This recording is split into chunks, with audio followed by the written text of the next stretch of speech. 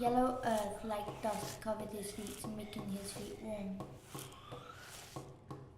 He had never landed anywhere without knowing its dangers. His eye catched a tiny medium egg on the yellow earth. Took a closer look.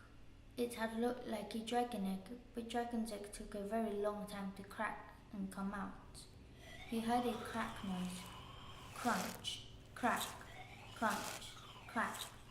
Astonished, the dragon saw a spotted neck and head poking out, struggling to see the sunlight.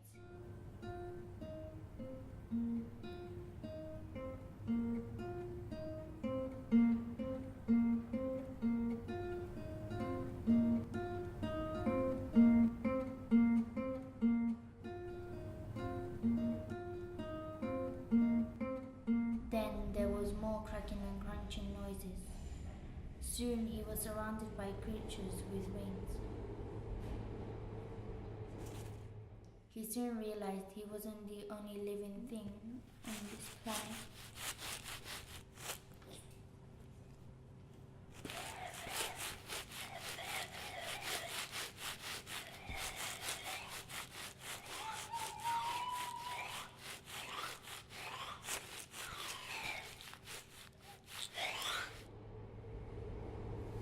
The creatures decided to take off as it seemed safer that way. So they took off and flew towards the castle.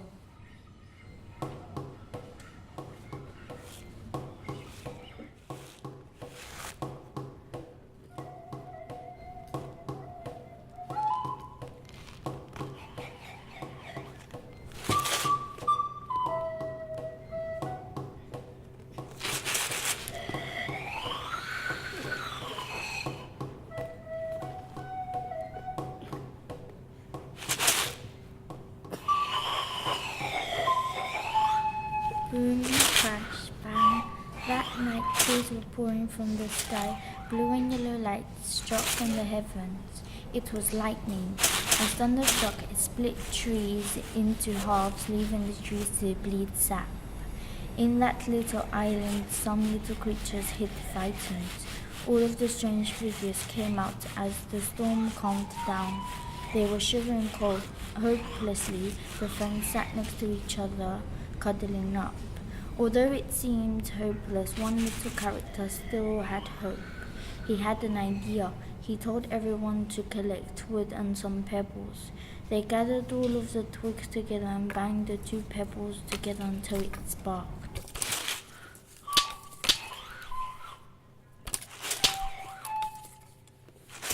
But the fire didn't take straight away. Even though they had looked for the driest pieces of wood, some of the sticks were still damp. The dragon secretly started to feel guilty as he knew a lot of dragons could breathe fire, but he had never learned. He was even more relieved than the others when the flames finally leapt up in front of him. But they brought back a painful memory of his mother breathing fire shapes to entertain him when he was a baby dragon. Finally, they had built what they wanted. It was a campfire. The magical creatures gathered together and told their stories, hopes, ambitions, dreams, and beliefs. There was once a small, young, and lonely shoe. It lived with his family near the beach. This shoe's inspiration was to be a tough boot, but to grow it needed lots of food. In this case, it was socks. But the shoe had to go through a dungeon full of terrifying shoe polish. This could lead for the poor shoe to be rotten and ripped apart. But he had to take this risk, otherwise he would never grow. He put on his laces and said his goodbyes and ventured on towards the dungeon. The shoe arrived and lit up his extra laces for light. Straight ahead, he saw a sock. He hopped towards it cautiously. Then he quickly hid as he heard a guard shoe polish pass. He jumped over him as he can't look above and quickly tucked in the sock. He needed one more sock. He carried on. The shoe looked up and found a gold sock. But how would he get up there? He tried jumping up grabbing onto the walls, but it didn't work. He needed something to jump on, then past the shoe polish can. He quickly hopped onto it and blasted into the air. He tucked in the golden sock and it teleported him back with his magical powers. The shoe ate up the sock and tucked himself into a sock ball and tumbled up into the beach.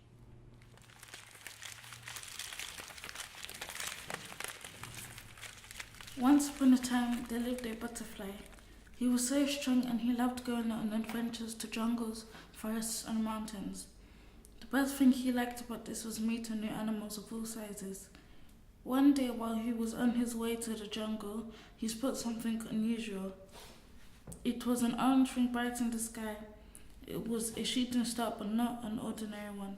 It moved as slow as a snail.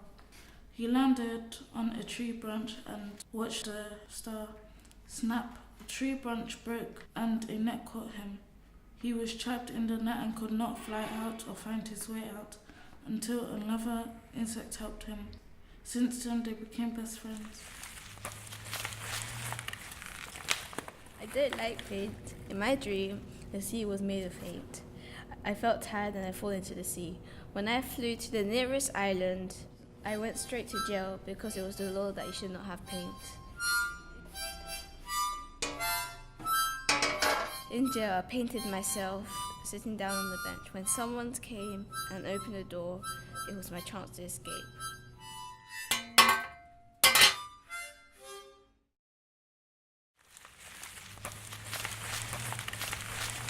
I dreamed of a sun. It was so beautiful. It was like I fell in love with it or something. I was drawn towards it, flying closer and closer until I could feel it burning me, but I couldn't stop myself from flying. Then I was falling and falling. Suddenly, I woke up and realized I had rolled too close to the fire.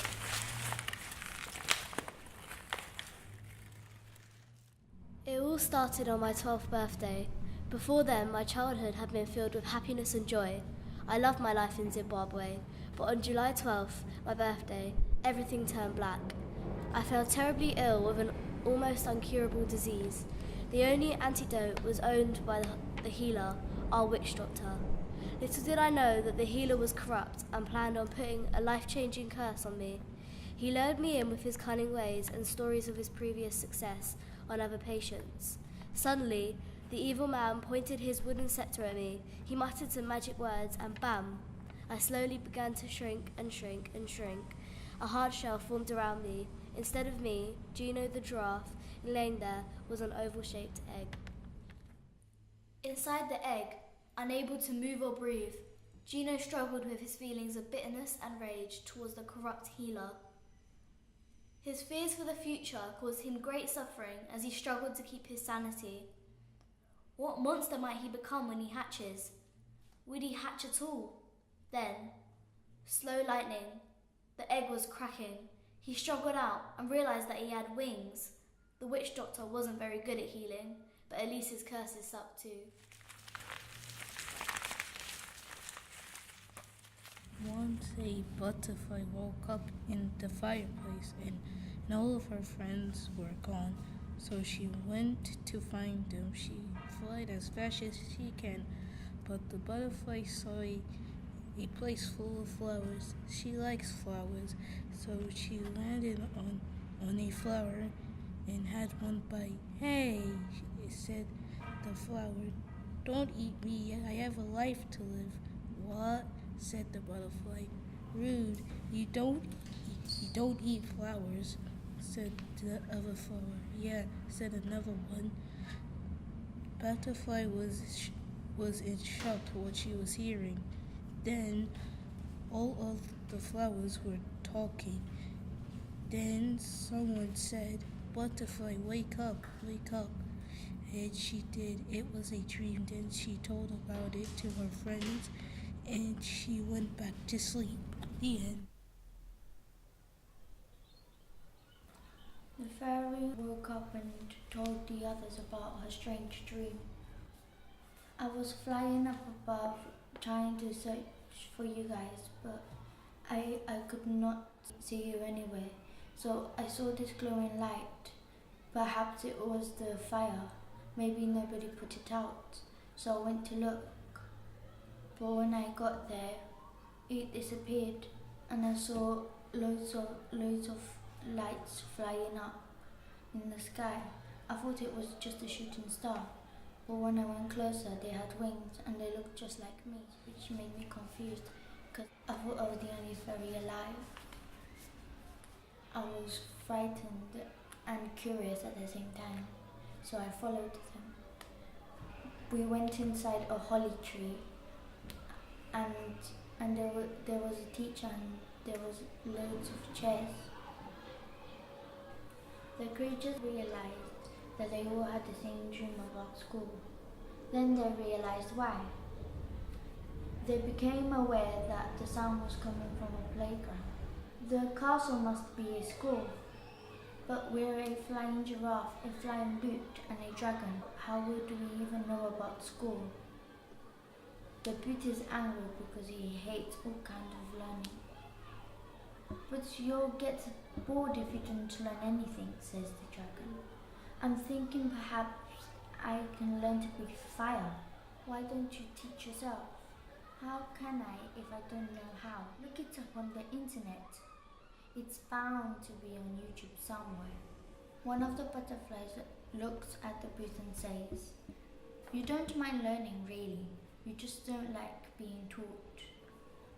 One of the others says, "Being taught is much easier than learning on your own. Let's go." "Depends who's teaching you," said the giraffe. "We don't have to go," the booth said. "Let's not.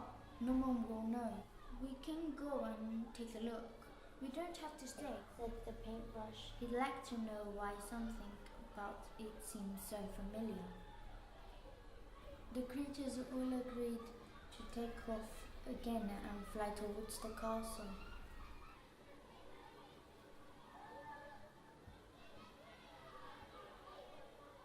As the butterflies were flying, they confessed that they were scared because everyone would be bigger than them.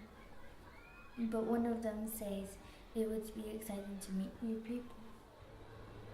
"But I don't want to meet new people," says the third butterfly. "I like the family I had before, but they are all gone now." The dragon says his family is gone too, and he is a long, long way from home. But he knows new experiences sometimes help to keep your mind occupied, and he might feel better soon. "Come on, butterfly, it'll be alright. Come on, keep up."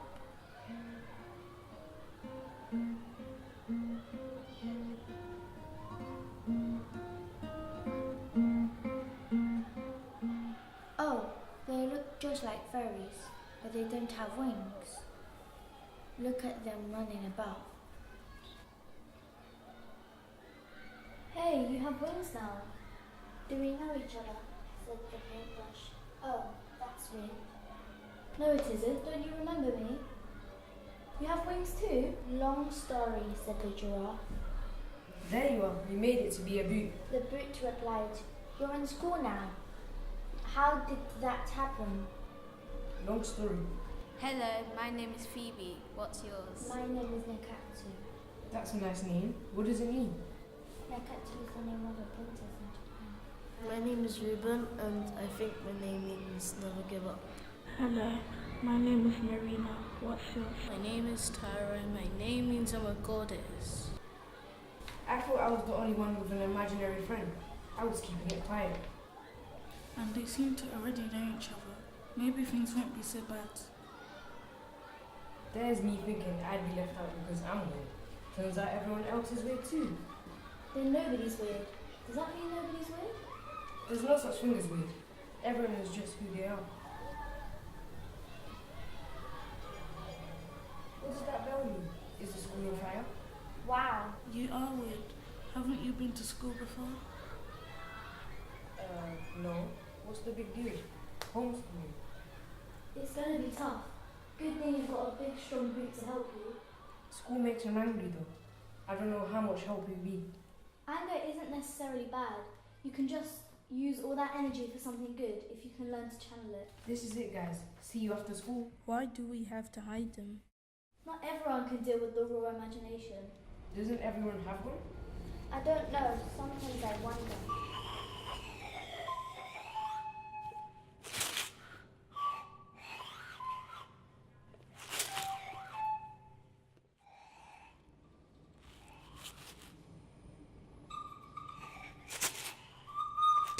Typical boot had to be different. He'll be okay in the locker. The other boot can teach him football.